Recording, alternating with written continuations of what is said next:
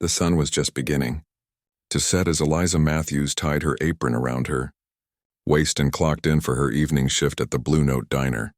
The familiar smell of coffee and fried food greeted her as she pushed through the swinging kitchen doors.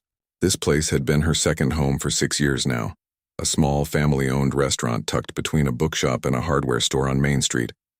Nothing fancy, but it had a charm that kept locals coming back.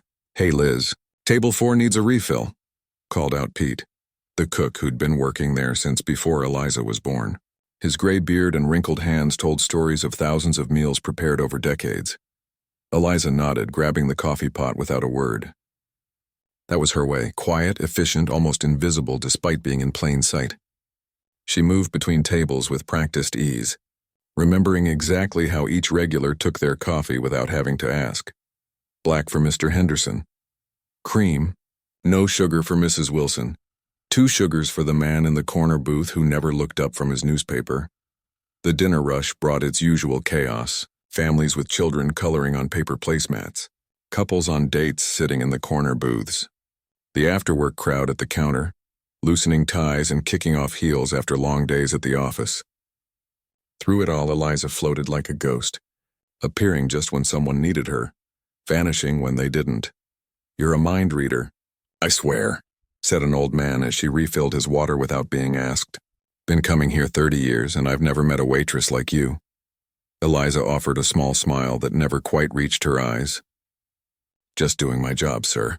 What none of them knew, not Pete in the kitchen, not Diane the owner, not the regulars who came in daily, was that when Eliza's shift ended, she went home to a different world entirely. Her apartment was small, just a studio above the laundromat 3 blocks from the diner. The space wasn't much, but it was hers. And in the corner by the window sat her most prized possession, an old keyboard, the black and white keys worn from years of use. That night, like every night, Eliza kicked off her shoes at the door, hung her coat on the hook, and padded across the wooden floor in her socks. She didn't bother turning on more than one small lamp. She didn't need much light for what came next. Her fingers hovered over the keys for just a moment before coming down in the opening notes of Chopin's Nocturne Op. 9. Char 2. The melody filled her tiny apartment as her hands danced across the keyboard. Here, alone with her music, Eliza was transformed. Her shoulders, normally hunched from carrying trays, straightened. Her face, typically blank and unreadable, came alive with emotion. As she played, the diner, the customers, the endless coffee refills, it all melted away. Music had been her first love.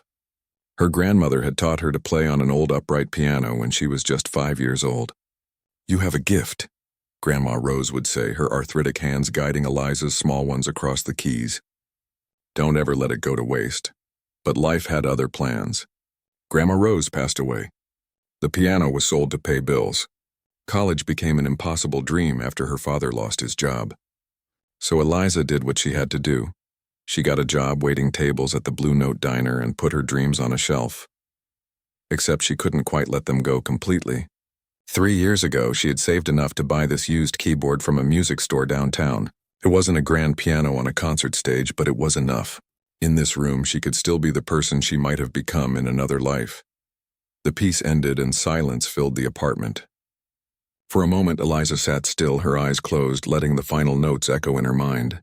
Then she reached for her notebook filled with sheet music, some printed, some painstakingly copied by hand from library books.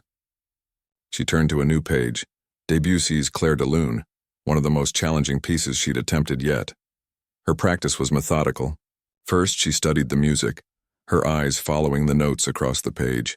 Then she played each hand separately, slowly working through the difficult passages. Finally, she brought both hands together, building speed gradually until the piece took shape. Time disappeared when Eliza played. 1 hour became 2, then 3. Her fingers ached. Her back hurt from sitting so long, but she barely noticed. This wasn't work, this was breathing. It was past midnight when a knock on her door startled her from her musical trance. She froze, hands still on the keys. Nobody ever knocked on her door, especially not this late. "Sorry about the noise," she called out, assuming it was a neighbor complaining. No, I'm not complaining," a voice replied. "I'm from 3B downstairs. I've been listening to you play for months now, and I never knew who it was." "That was beautiful." Eliza didn't know what to say. The thought that someone had been listening to her, hearing this private part of herself, left her speechless. She had kept her music hidden for so long it felt like a secret exposed. "Thanks," she finally managed, not opening the door. "I'll try to keep it down." "Please don't," the voice said. "It's the best part of my day." Footsteps retreated down the hallway and Eliza sat frozen at her keyboard. Someone had heard her. Someone had been moved by her playing. The thought was both terrifying and thrilling. The next morning came too soon. Eliza dragged herself out of bed after too little sleep, her mind still buzzing from the encounter. As she pulled on her diner uniform, black pants, white shirt, blue apron, she glanced at the keyboard sitting silent in the corner. For a brief moment, she pictured herself playing for an audience. Not just empty rooms and apparently one neighbor in 3B. The thought followed her to work, lingering as she took orders and delivered plates. What would it be like if people here knew? Would they see her differently? Or would they just laugh at the idea of a waitress who thought she could play classical music? The Blue Note diner was particularly busy that morning. A tour bus had stopped in town, and suddenly 20 extra customers needed breakfast all at once. Eliza moved on autopilot, her mind elsewhere as her body did the familiar dance of service. "You okay, Liz?" Pete asked as she picked up an order. "You seem far away today." Eliza snapped back to the present. "Just tired," she said with a small smile. "Late night? Well, perk up. Diane's been watching the floor and you know how she gets when we're slammed."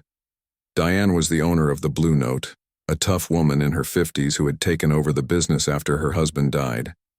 She wasn't unkind, but she expected perfection, especially during rush periods. As if summoned by her name, Diane appeared beside Eliza at the pickup window. "Table 12 is still waiting on their check, Eliza." "Sorry, I'll take care of it right away." Diane lingered, her eyes studying Eliza with unusual interest. "Been meaning to ask you something. Do you have any other skills besides waitressing?" The question caught Eliza off guard. Was she being fired? Had she made too many mistakes lately? I'm not sure what you mean," she stammered. "Relax, I'm not letting you go," Diane said, reading her panic. "I'm asking because I've got a situation. Our weekend pianist just called this morning. Said he's taking a cruise ship gig that pays better. I need someone to play for the Friday and Saturday dinner crowds, at least until I can find a permanent replacement." Eliza's heart skipped a beat. The Blue Note had live music on weekends. Nothing fancy, just a small piano in the corner playing gentle background tunes while people ate. She had always kept her head down during those shifts, afraid that her face might betray how desperately she wished she could be the one playing. "I don't know anyone who plays," Eliza lied, the words sticking in her throat. "Shame?" Diane sighed. "Guess I'll have to put an ad in the paper." "Table 12, Eliza." As Diane walked away, Eliza stood frozen, a war raging inside her. Her secret was safe, comfortable. No expectations, no disappointments, no chance of failure. But as she looked around the diner, at the empty piano in the corner, at the life she had settled into, she heard her grandmother's voice. "You have a gift. Don't ever let it go to waste." Maybe it was time to stop hiding. Her hands trembled slightly as she delivered the check to table 12, her mind already filled with music, with possibilities, with the terrifying and wonderful thought of finally being seen. Eliza spent the next 3 days in a state of quiet panic. Every time she passed the empty piano in the corner of the Blue Note diner, her stomach twisted into knots. Diane had put up a pianist wanted sign in the window, but so far, no one had shown any interest. Friday was approaching fast, and Eliza couldn't stop thinking about the opportunity slipping through her fingers. She'd catch herself staring at the piano during quiet moments between orders, imagining her fingers on the keys, hearing the music in her head. "Earth to Eliza," Pete called from the kitchen window, ringing the bell. "Order's getting cold." Eliza jumped, nearly dropping the coffee pot she was holding. "Sorry," she murmured, hurrying to deliver a stack of pancakes to a family in the corner booth. "You're a million miles away today," said Betsy, another waitress who had started at the Blue Note just a year ago. Unlike Eliza, Betsy was loud and bubbly, making friends with customers within minutes of meeting them. "Boy troubles?" Eliza shook her head. "Just didn't sleep well? Well, wake up. Diane's on the warpath about finding a piano player. She's worried the weekend crowds will thin out without music." The Blue Note wasn't fancy, but it had built a reputation for its weekend atmosphere. Soft piano music transformed the ordinary diner into something special on Friday and Saturday nights. People dressed up a little nicer, ordered a glass of wine with dinner instead of soda. Without the music, it would just be another place to eat. As her shift ended Thursday evening, Eliza found herself lingering by the piano. It was an old upright, nothing spectacular but well-maintained. She glanced around. The diner was nearly empty, just a couple of truckers at the counter finishing their coffee. Diane was in the back office doing paperwork. Pete was cleaning the grill. Almost without thinking, Eliza reached out and pressed a single key so softly it barely made a sound. The feel of it under her finger was different from her keyboard at home. Heavier, more substantial. She pressed another, then another, not really playing, just feeling the keys. "You interested in the job?" Eliza snatched her hand back as if burned. Diane stood behind her, arms crossed, eyebrows raised. "No, I was just curious," Eliza stammered. "Never really looked at it up close before." Diane studied her for a long moment. "You know, in 6 years, I don't think I know a single thing about you outside of this diner, Eliza. You have any hobbies? Family? A life?" The question caught Eliza off guard. Did she have a life? She had her apartment, her keyboard, her music books. She had memories of Grandma Rose. Was that enough to count as a life?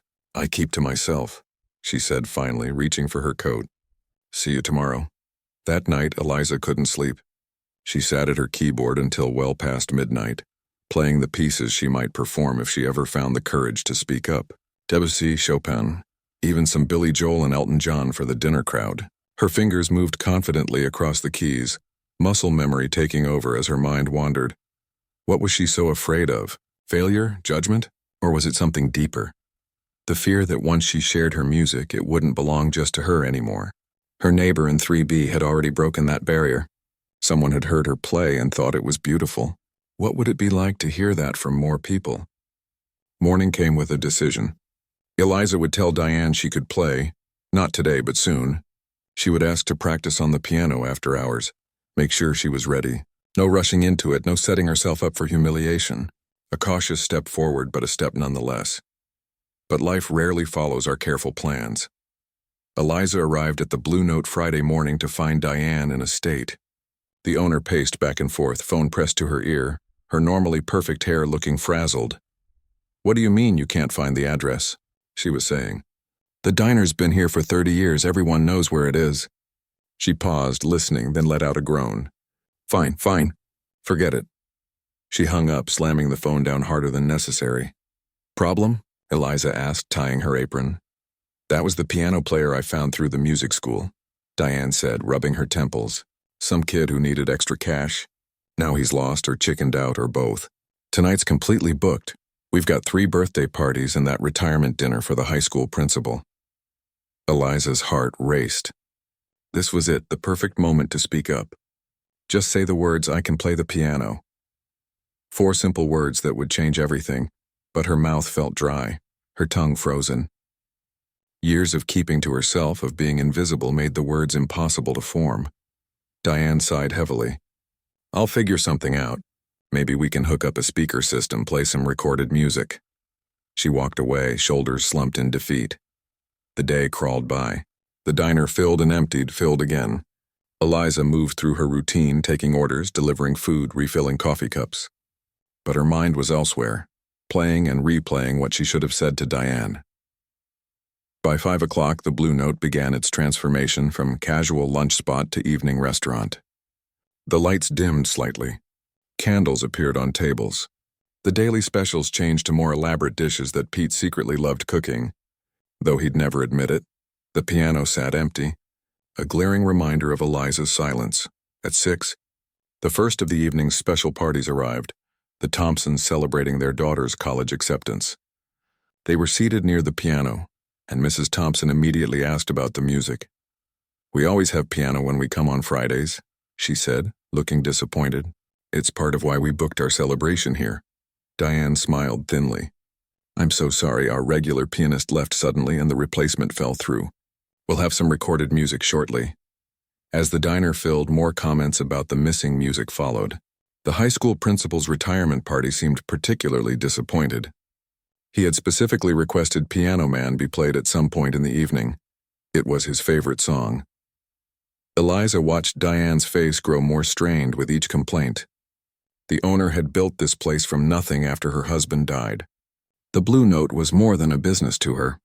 It was her life's work, and now its reputation was suffering. The kitchen door swung open and Pete emerged, looking unusually smart in a clean white chef's coat instead of his usual stained apron. Tonight was special for him, too. He'd prepared a menu of his best dishes for the principal who had been coming to the diner since Pete first started cooking there. "No music yet?" he asked, frowning at the empty piano. "The recording system is giving me trouble," Diane admitted. "I can't figure out how to make it work through the diner speakers." Pete shook his head. "Not the same anyway. People come here for live music on the weekends. It's our thing." Eliza stood frozen by the coffee machine listening. Our thing. Not just Diane's business, but something that belonged to all of them. Pete, the customers, even Eliza herself, though she'd always felt like an outsider. The Blue Note had given her a job when she needed one, had kept her afloat when nothing else would. She looked at the families celebrating important moments, at the principal surrounded by colleagues honoring his career, at Pete proudly serving his special menu, at Diane trying desperately to salvage the evening. Before she could talk herself out of it, Eliza untied her apron and set it on the counter. "Diane," she said, her voice so quiet the owner had to lean in to hear her. "I can play," Diane blinked. "You what?" "The piano. I can play it." Eliza's heart hammered so hard she could barely hear her own voice. "I've played since I was 5. Diane stared at her as if she'd suddenly started speaking a foreign language. "You're telling me that for 6 years you've worked here, watching us scramble for pianists, and you never mentioned this?" Eliza looked at the floor. "I'm telling you now." For a long moment, Diane said nothing. Then she laughed, a short, disbelieving sound. "Well, I'm desperate enough to try anything. But if this is a joke, Eliza..." "It's not a joke." Diane gestured to the piano. "Then prove it." The walk across the diner floor felt like the longest journey of Eliza's life. Conversations quieted as people noticed her moving toward the piano instead of their tables. She could feel eyes on her back, could almost hear the questions. "Isn't that the waitress? What is she doing?" The piano bench was cool and smooth beneath her as she sat down. She adjusted it slightly, buying time as her courage threatened to desert her. Then she placed her hands on the keys, took a deep breath, and began to play. She started with something simple, a gentle melody she knew by heart, quiet enough that people could still talk over it if they wanted to. Her fingers were stiff at first, unused to the weight of real piano keys after so long on her electric keyboard, but muscle memory took over and soon the music flowed more naturally. Eliza kept her eyes on her hands, too afraid to look up and see the reactions of her boss, her co-workers, the customers. She simply played, losing herself in the familiar comfort of the music, the one place she had always felt truly herself. The first few minutes were the hardest. Eliza could feel the weight of eyes on her back, the surprised whispers passing between tables. Her fingers moved mechanically over the keys, playing a simple, pleasant tune that wouldn't draw too much attention. Background music, that was all this needed to be. Just enough to fill the space, to give Diane what she needed for the night. But as the initial shock of her own boldness began to fade, something else took its place. The piano at the Blue Note was old but well-maintained, with a rich, warm tone that her keyboard at home couldn't match. The feel of real hammers striking real strings sent vibrations through her fingertips that felt like coming home after a long journey. Gradually, she allowed herself to play with more feeling, adding subtle flourishes to the simple melody. Her shoulders relaxed, her breathing steadied. This was what she knew, what she loved. This was her true self. "Is that our Eliza?" she heard someone whisper too loudly. Probably Mrs. Chen, a regular who always ordered the same Turkey Club sandwich every Tuesday and Thursday. The quiet one. "The waitress?" Another voice responded in disbelief. Eliza kept her eyes on the keys, too afraid to look up. She transitioned smoothly into Tiny Dancer, a crowd pleaser she'd practiced countless times in her apartment. As her confidence grew, her body began to sway slightly with the music, muscle memory taking over completely. She risked a glance up during a familiar passage and saw Pete standing in the doorway between the dining room and kitchen, dish towel in hand, mouth slightly open. Their eyes met, and he gave her a bewildered thumbs up that made her smile despite her nerves. The song ended, and Eliza immediately began another, not wanting to leave space for awkward silence or worse, pity applause. She chose Piano Man next, remembering what Diane had said about the retiring principal's request. As the recognizable intro filled the diner, she heard a delighted "Hey!" from the large table in the corner where the retirement party was seated. For the first time, she looked directly at her audience. The principal, Mr. Winters, she remembered from taking his order earlier, was beaming, tapping his hand against the table in time with the music. Around him, colleagues and former students watched Eliza with surprised appreciation. One woman whispered something to another, both looking at Eliza with newfound respect. The realization hit her suddenly. They weren't judging her. They were enjoying her music. They were seeing a side of her that she'd kept hidden for so long, and they weren't laughing or dismissing her. They were listening. Something shifted inside Eliza in that moment. Years of playing only for herself, of keeping her passion locked away, it had become a habit, a way of protecting herself from judgment or disappointment. But now, watching people respond to her music, she felt a wall beginning to crumble. As she neared the chorus of Piano Man, Mr. Winters and his friends began to sing along, their voices carrying through the diner. Other tables joined in, creating an impromptu sing-along that filled the Blue Note with more energy than Eliza had ever felt there before. When the song ended, genuine applause erupted. Mr. Winters raised his glass to her. "To the Blue Note's newest star pianist," he called out, and the other guests at his table cheered in agreement. Eliza felt her cheeks flush, but for once she didn't want to disappear. She acknowledged the applause with a small nod before beginning her next song. This time she chose something more complex. Debussy's Clair de Lune, the piece she'd been practicing for months. It wasn't typical diner music, but something inside her wanted to play it, to share this beautiful piece that had kept her company on so many lonely nights. The first delicate notes floated through the air, so different from the upbeat pop songs she'd been playing. Around the diner, conversations that had resumed during her earlier pieces began to fade again. A waiter paused mid-step, coffee pot in hand, as if afraid the clink of cups would disturb the fragile melody. Eliza closed her eyes, letting her fingers find their way across the keys from memory. This piece demanded everything: technical precision, emotional sensitivity, absolute focus. When she played it at home, she often imagined herself performing on a real stage, in a concert hall filled with people who had come specifically to hear her music. Never had she dreamed she would play it here, in the diner where she'd spent years trying not to be noticed. As the piece progressed into its famously challenging middle section, Eliza forgot where she was entirely. The diner, the customers, even her own self-consciousness melted away. There was only the music, the rise and fall of the melody, the subtle shifts in tone and tempo, the story told through sound. She didn't notice when the first person stopped eating to listen. She didn't see the couple by the window set down their forks, their half-finished meals forgotten. She didn't hear the kitchen door swing open as Pete and the other cooks emerged to find out why the dining room had gone so quiet. But had she looked up, Eliza would have seen something remarkable happening throughout the Blue Note diner. One by one, every single person in the room had turned toward the piano. Conversations died mid-sentence. Cell phones were lowered.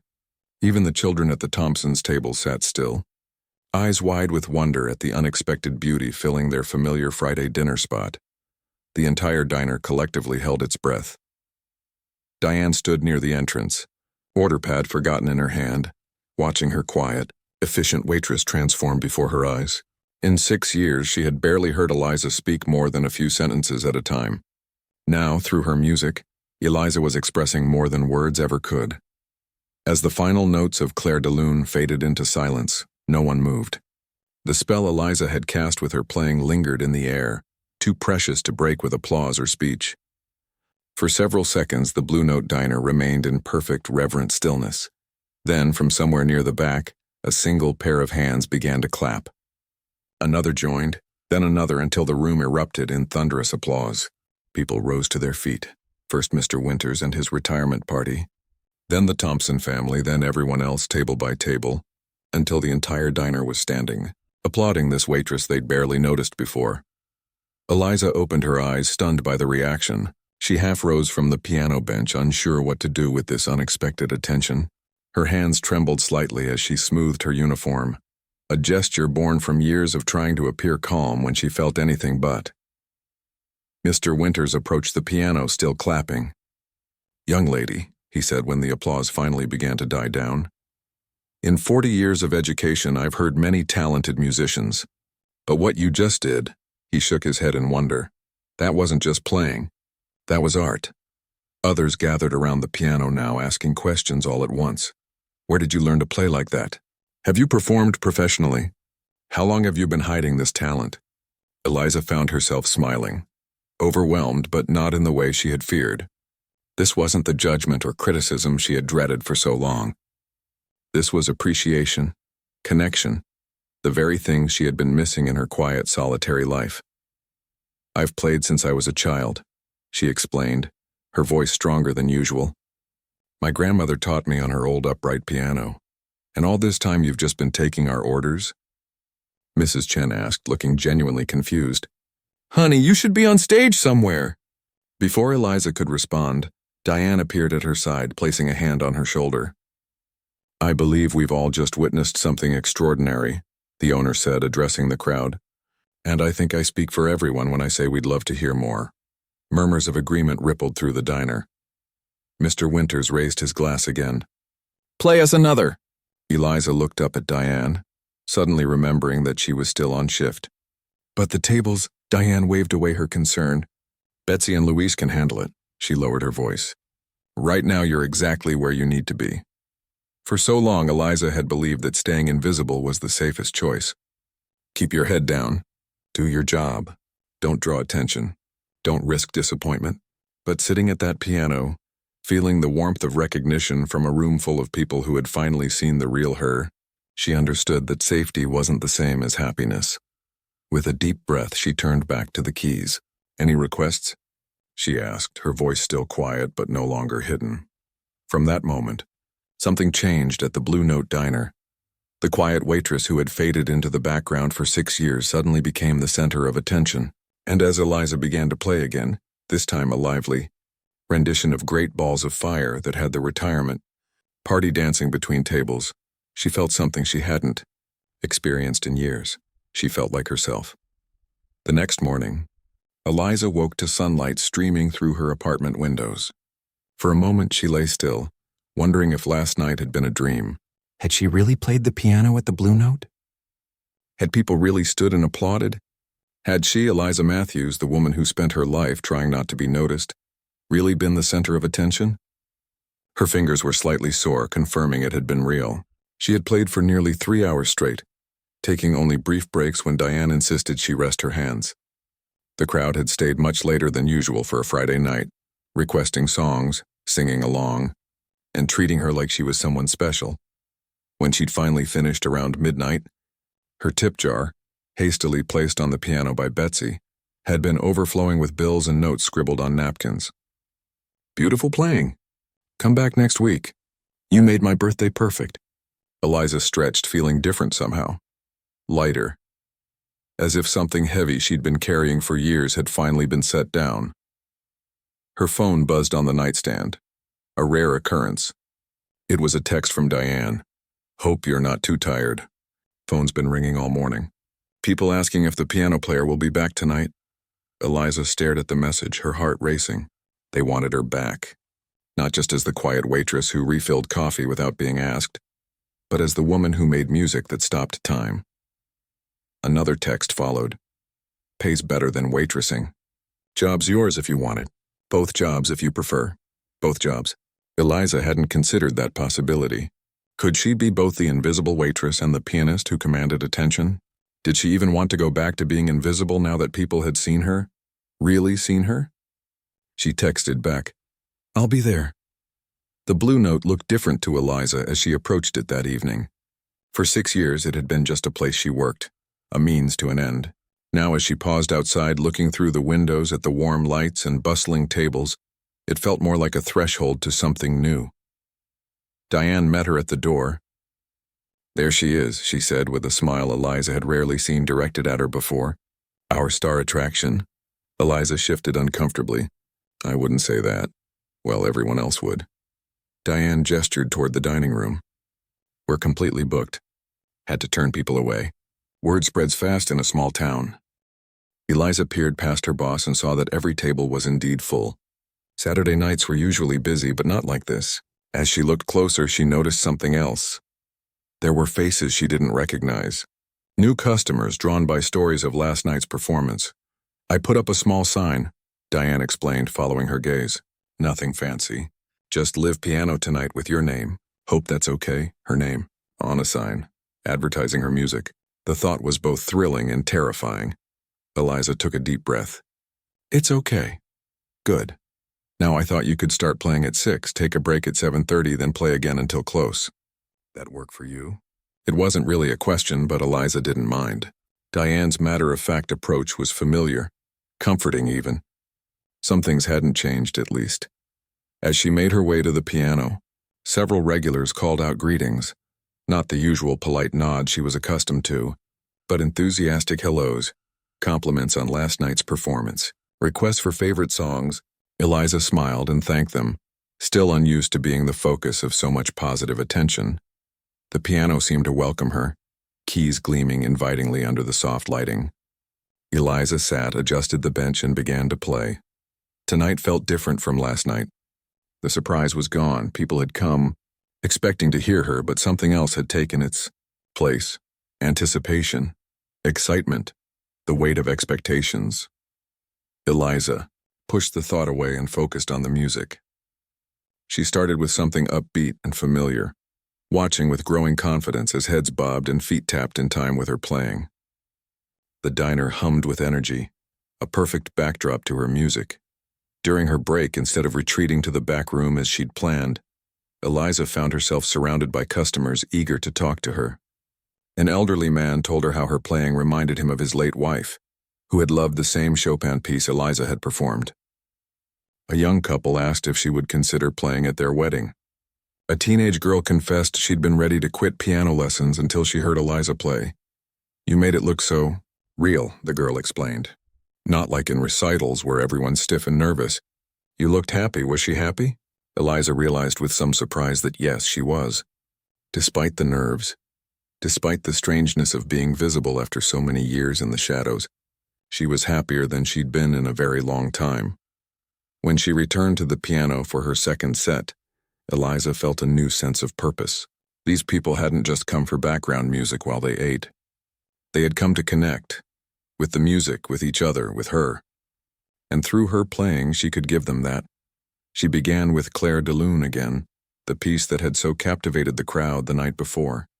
Once more, conversations quieted. Once more, the entire diner seemed to hold its breath. But this time, Eliza didn't close her eyes. She watched the faces of her audience, drawing energy from their expressions of wonder and appreciation. The evening passed in a blur of music and applause. When the last note faded just after midnight, Eliza's fingers were sore and her back ached from hours at the piano. But the fatigue was pleasant, satisfying, the kind that comes from doing something meaningful, something true. As the last customers filed out, many stopping to thank her personally, Diane approached with 2 glasses of wine. Thought you might need this, she said, handing one to Eliza. Quite a night. They sat at a table near the piano, the empty diner quiet after the buzz of the evening. Pete joined them, bringing a plate of his special dessert that he usually saved for favored customers. So, Diane said after a moment, I think we need to talk about making this permanent. Eliza took a sip of wine, considering. Just 2 days ago, the idea would have terrified her. Now it felt right. I'd like that. Good, Diane looked pleased. Because I've had 3 different people ask if you give piano lessons. And the owner of that fancy restaurant on Maple Street stopped by earlier to see if I'd consider sharing you for their Sunday brunch. Eliza nearly choked on her wine. What? Told him I'd have to ask you. Diane shrugged. You're not just staff anymore, Eliza. You're a draw. That means you get to have a say. A say. In all her years of working jobs to pay the bills, following orders, staying quiet, Eliza had never been given a say. The power of it was dizzying. I need to think about it, she managed. Course you do. Pete patted her hand. But whatever you decide, just remember what happened here tonight. And last night, that kind of thing doesn't come along often in life. Later, as Eliza walked home under a sky full of stars, She thought about Pete's words. What had happened exactly?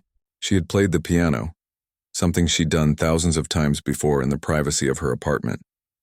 But this time people had heard her. They had seen a part of her soul that she'd kept hidden for so long, and they hadn't turned away. They had drawn closer. Outside her apartment building, Eliza paused. Light spilled from the window of 3B, her downstairs neighbor who had first heard her playing through the floor. On impulse, she knocked on the door. A middle-aged woman with kind eyes answered. "Yes, I'm from 4B, Eliza said. "I just wanted to say thank you for listening, for telling me it was beautiful." Understanding dawned on the woman's face. "The pianist," she said with a smile. "I heard you've been playing at the Blue Note. I'm planning to come hear you next weekend." "I'd like that." Eliza hesitated, then added, "I'm Eliza, by the way. Nice to finally meet you." "Eliza, I'm Nora." The woman's smile widened. "You know, I play a little guitar myself. Nothing like what you can do, but maybe we could play together sometime," Eliza suggested, surprising herself with her boldness. "I'd like that very much." As Eliza continued up to her apartment, she felt as though she was climbing toward something new. A life where she wasn't just existing but living. Where music wasn't just something she did alone but something she shared. Where she wasn't just observed but seen. At her keyboard, Eliza played a few quiet notes, the familiar action now carrying new meaning. For so long, music had been her escape from the world. Now it was becoming her way back in. Her phone buzzed with another text from Diane. "Forgot to tell you. Tomorrow's brunch service is already fully booked. Word about you is spreading fast." Eliza smiled at the message. After years of hiding in plain sight, of being the waitress no one really saw, she had been revealed. Not in the harsh, exposing way she had feared, but gently, through the things she loved most. The music had always been inside her. Now finally she was letting it out. And the world, or at least her small corner of it, was eager to listen. 3 months passed in a blur. Summer turned to fall, bringing cool breezes and colorful leaves to the streets outside the Blue Note diner. Inside, other things were changing too. The piano, once tucked away in a forgotten corner, now held a place of honor in the center of the dining area. Diane had rearranged tables to create better sightlines and even added small spotlights above the instrument. A permanent sign hung in the window. Live piano music, featuring Eliza Matthews, Thursday through Sunday. For Eliza, the transformation went far beyond the physical changes to the diner. Each performance had built her confidence. Each applause had mended something broken inside her. She still had quiet days, still cherished her solitude, but the wall she had built between herself and the world had crumbled. She no longer worked as a waitress.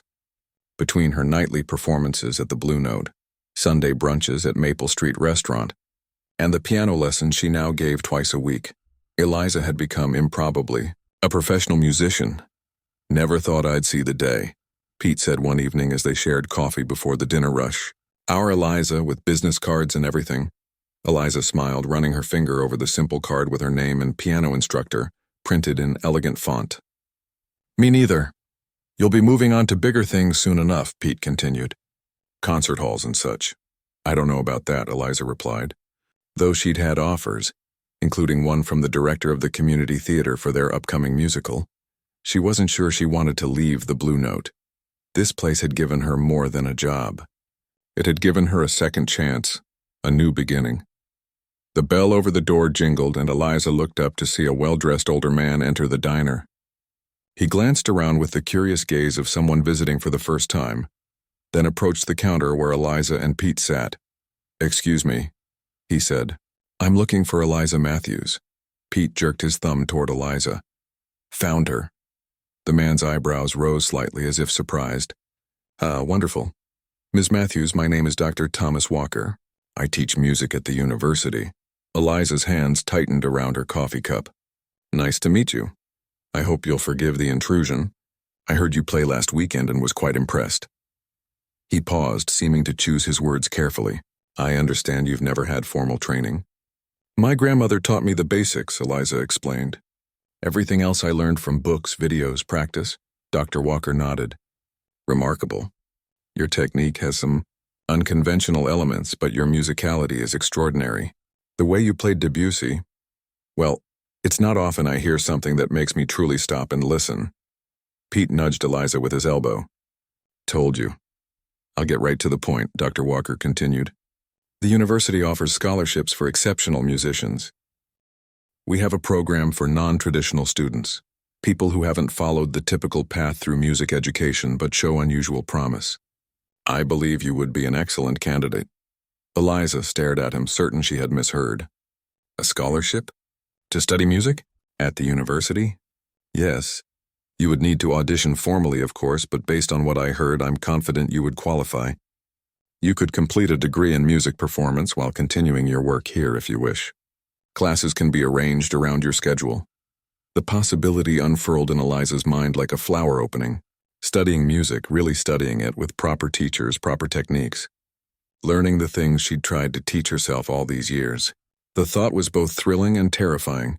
I'm 32, she said, as if this might disqualify her.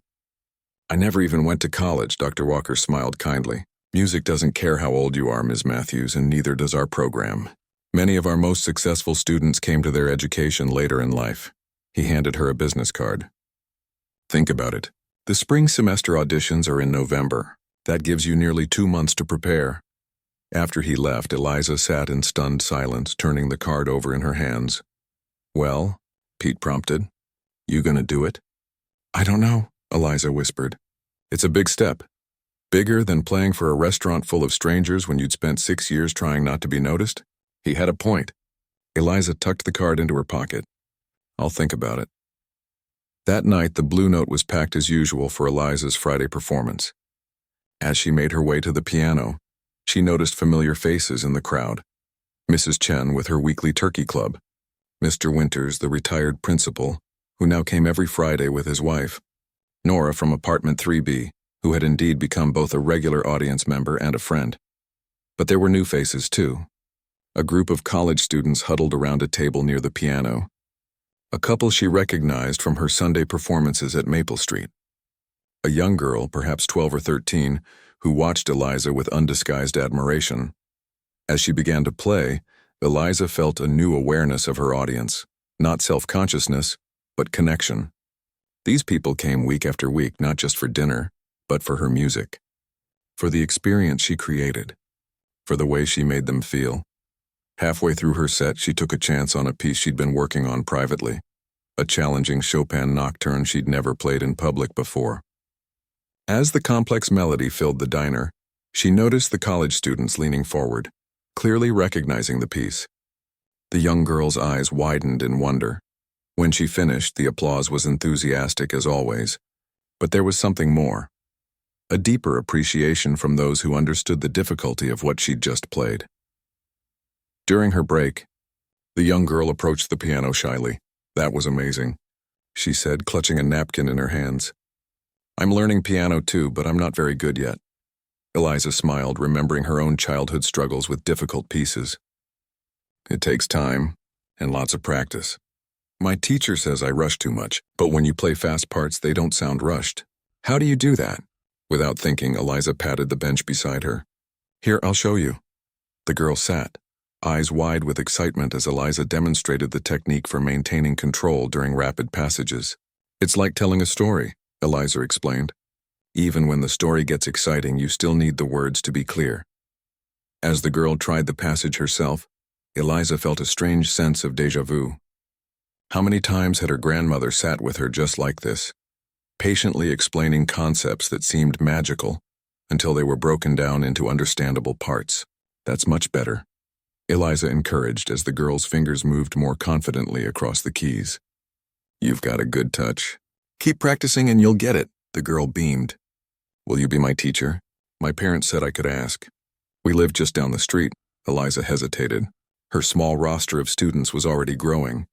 And if she decided to audition for the university program, her time would be even more limited.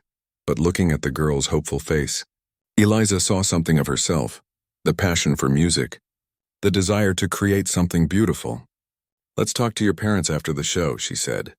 I think we can work something out. When her break ended, Eliza returned to the piano with new energy. She played not just with technical skill, but with emotion, with joy, with all the feeling that had remained bottled up during her years of solitude. And once again, as she lost herself in a particularly moving passage, she noticed the diner growing quiet. Conversations paused. Movement stilled. Just as it had that first night, the entire room seemed to hold its breath. But this time Eliza wasn't surprised by the reaction. She had come to understand the power of music to connect people, to create moments of shared beauty in an often chaotic world. And she had embraced her role as the one who could make those moments happen. After the final song, as the crowd began to disperse, Diane approached with an envelope. "Almost forgot. This came for you today." Eliza opened it to find a letter from the Community Arts Council, inviting her to perform at their annual fundraising gala.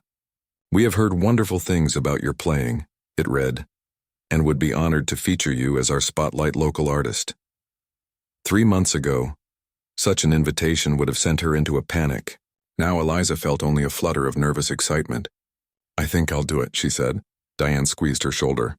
"Of course you will." Later that night, Eliza sat at her keyboard in her apartment, the same apartment but somehow different now.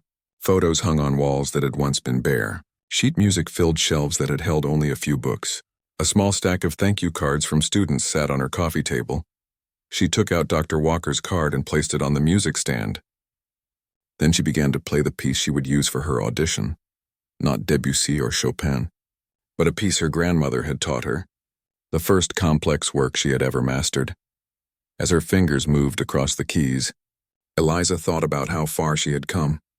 From the little girl playing her grandmother's piano, to the waitress hiding in plain sight, to the woman she was becoming, a musician, a teacher, someone who was no longer afraid to be seen. The Blue Note Diner had given her more than a place to work or perform. It had given her a community, a purpose, a way back to herself. Whatever came next, university classes, larger performances, new challenges, Eliza knew she would face them differently than she would have before, because now she understood what her grandmother had tried to tell her all those years ago. Music wasn't meant to be kept hidden. Talents weren't meant to be buried. And sometimes the very thing you fear, being truly seen, is exactly what sets you free. As the final notes of her grandmother's favorite piece faded into silence, Eliza sat for a moment in the quiet of her apartment. Then she reached for her phone and dialed Diane's number. "I've decided," she said when her boss answered. "I'm going to audition for the university program."